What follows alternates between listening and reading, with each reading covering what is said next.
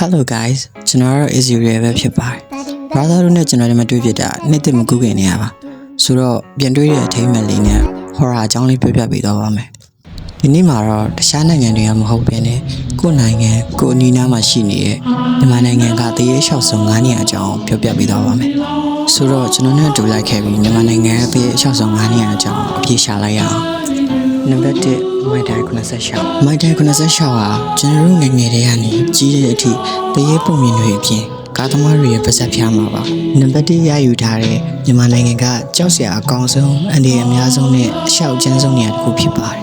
်မိုင်တိုင်း96ဟာရန်ကုန်မန္တလေးအမြန်လမ်းမပေါ်မှာတည်ရှိပြီးတော့ပဲခူးတိုင်းတွင်းမှာရှိလို့ပဲခူးသားရဲ့အတီဆုံးပါမိုင်တိုင်းနားမှာကျွန်တော်ရတဲ့ဖြစ်ရဆန်နေရတော့စိတ်ချောက်ဆာစရာကောင်းလာပါတယ်ညဘက်ကားဖြတ်မောင်းလာရင်လည်းလမ်းလေကောင်မှာလူဒါမှမဟုတ်ပလိတ်ဆန်တကူကူကရုတ်တရက်လမ်းဖြတ်ကူးတလုံးမျိုးမြင်ရတာကြောင့်ဗရိတ်အုပ်မိပြီးကားမောက်ကြတာမျိုးဖြစ်တတ်ပါတယ်။လမ်းဘေးမှာအဖြူရောင်ဝတ်ထားတဲ့အမျိုးသမီးဒါမှမဟုတ်ကလေးတယောက်ရက်နေတာမြင်ရတတ်တယ်လို့ဆိုကြရပါတယ်။ကားမောင်းနေရင်လမ်းကြောင်းပြောက်သွားသလိုခံစားရတ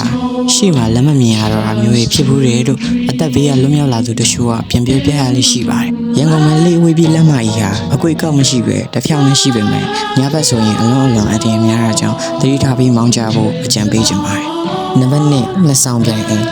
ရန်ကုန်မြို့မြောက်တဲ့ကုန်း42ရပ်ကွက်ပင်လုံလမ်းမကြီးပေါ်မှာရှိတဲ့လက်ဆောင်ပြိုင်အိမ်ဟာမြန်မာနိုင်ငံရဲ့အလျှောက်ဆုံးအိမ်စရင်မှာထိပ်ဆုံးအောင်ပါဝင်ပါတယ်။လက်ဆောင်ပြိုင်အိမ်ရဲ့ဇလန်ကတော့ဒီလိုပါအိမ်ရှင်စလီမောင်နယ်ဟာအိမ်ထဲမှာပဲတခုခုဖြစ်ပြီးတည်ဆုံးသွားကြတယ်လို့အရှုအဝဆိုကြပါတယ်။တန်ကာတော်များစုကတ်ခြင်းနဲ့ပတ်သက်ပြီးတော့အိမ်ထဲမှာမကောင်းဆိုးဝါးရရှိလို့တန်ကာတော်တွေကိုပင်ပြီးဆုံးကတ်တဲ့အခါမှာတော့ဆုံးဟင်းနေတဲ့မှာသွေးတွေစပင်းတွေပါလာတာမျိုးဒါမှမဟုတ်စွန်းပွဲတွေမှောက်ခွန်ဖြစ်သွားတာမျိုးကြုံခဲ့ရတယ်လို့ပါဆက်ရဆိုရင်ရှိပါတယ်။အိမ်မှာနေထိုင်ခဲ့မှုသူတွေဒါမှမဟုတ်အိမ်ဆောက်လုပ်ခဲ့သူတွေရဲ့ပြပြချက်အရာအိမ်ပြုံနေတော့တနေရာနေတနေရာကိုမရွှေ့ပြောင်းမရောက်သွားတာမျိုး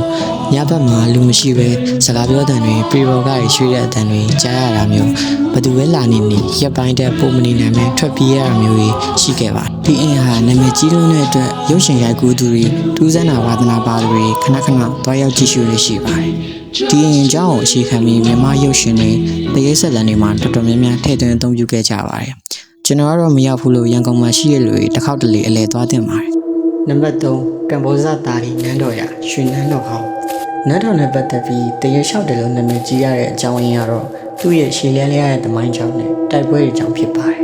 ်ဒီနန်းတော်ဝင်အတွင်းမှာညဘက်ဆိုရင်ရှေးခေတ်ဝတ်စုံတွေဝတ်ထားတဲ့စစ်တီတော်ကြီးကင်းတဲ့နေရာကိုတွေ့ရတတ်တယ်လို့ဒေသခံအရှိုးနဲ့လုံခြုံရေးဝန်ထမ်းအရှိုးကဆိုကြပါတယ်အထူးသဖြင့်လာပညာတွေမှာပိုပြီးအတွေ့အမြင်ရတယ်လို့သတင်းထွက်လို့ရှိပါတယ်နန်းတော်ပတ်ဝန်းကျင်ကစိတ်ငြိမ်တဲ့ညနေပိုင်းချိန်တွေမှာမြေကြီးကိုတုံတုံနှင်းသွားတဲ့မြင်းခွာတန်းတွေဓာချင်းလှန်ချင်းရိုက်ခတ်မိတဲ့နေနဲ့စစ်တိုက်နေတယ်လို့အော်ဟစ်တန်တွေကိုခက်တက်တက်ကြားတတ်တယ်လို့ပြောကြပါတယ်ဒါဟာရှေးခေတ်ကတိုက်ပွဲတွေရဲ့ဝိညာဉ်ကျွင်းကြံရမှုတွေကိုယူဆကြပါတယ်နံပါတ်4စကိုင်းတရားဟောင်းအင်းဝတရားဒုတိယကမ္ဘာစစ်အတွင်းကဗြိတိရှစစ်တပ်ဟာဂျပန်တွေမန္တလေးဘက်ကိုမကူးလာနိုင်တရားကြီးကိုဖောက်ခွဲဖျက်ဆီးခဲ့ပူပါတယ်အဲ့ဒီအချိန်ကတရားပေါ်မှာရှိနေတဲ့စစ်သားတွေရက်သားတွေအများကြီးတည်ဆုံခဲ့ရတယ်လို့တရားဆောက်လုပ်ခဲ့စဉ်ကလည်းအသက်စတေးခဲ့ရသူတွေရှိတယ်လို့ဆိုကြပါတယ်တရားကြီးရဲ့ရှောက်လန့်မှုတွေကတော့ညဘက်တရားပေါ်ဖြတ်မောင်းလာတဲ့ကားသမားတွေဆိုင်ကယ်သမားတွေဟာတရားရဲ့တန်ပေါင်းတွေပေါ်မှာခေါင်းမပါတဲ့ကိုလုံးကြီးတွေထိုင်နေတာလမ်းလျှောက်နေတာမျိုးတွေမြင်ရတတ်တယ်လို့ပြောကြပါတယ်ဆိုင်ကယ်တယောက်တည်းစီးလာသူတွေဟာတရားလေရောက်ရင်နောက်ကနေတယောက်လိုက်ပါစီးနှင်းလာသလိုမျိုးအလေးချိန်စီးလာတ